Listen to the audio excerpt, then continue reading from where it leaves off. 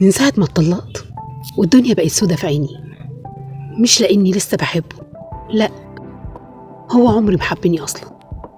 بس فكرة إني خربت بيت وخرجت من جوازة كل الناس كانوا شايفينها مثالية.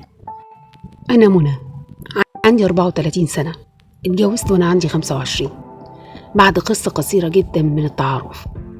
كل الناس قالوا عريس لقطة، هو ناجح، فلوس، عربية، بيت، وأنا بنت بسيطة من عيلة متوسطة. قلت لنفسي يا بختي، بس البخت ساعات بيبقى لعنة.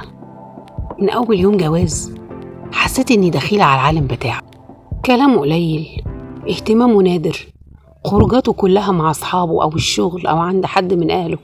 كنت بحاول ألفت نظره بأي طريقة، أطبخ، أتزوق، أضحك، لكن هو دايما عينه بعيد. كنت بحس إني مجرد حتة ديكور في البيت.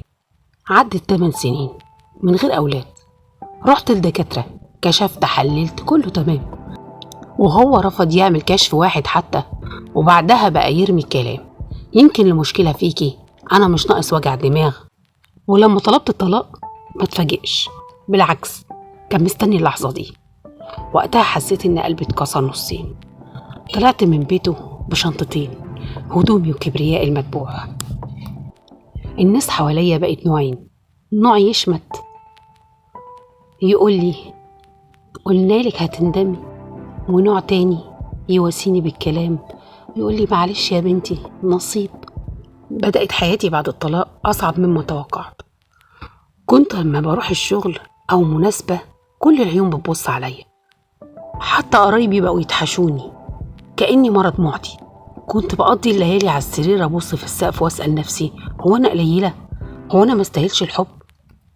عدت سنة، ومرة بالصدفة وأنا في كورس تصوير كنت بحاول أشغل وقتي بأي حاجة، قابلت كريم، راجل في أواخر الثلاثينات، هادي صريح، ضحكته بتطمن، كان مطلق برضه.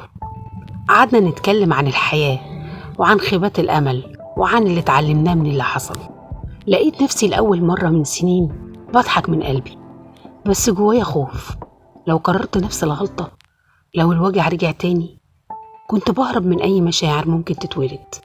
وهو كان صبور، قال لي أنا مش طالب منك حاجة غير إنك تبقي مرتاحة. الحب ما يتفرضش، الحب يتبني. الأيام عدت وبدأت أشوف الدنيا بلون غير السواد. اكتشفت إني مش قليلة، العكس، أنا اتظلمت، وأنا لسه قادرة أعيش وأحقق أحلامي وأحب نفسي قبل أي حد.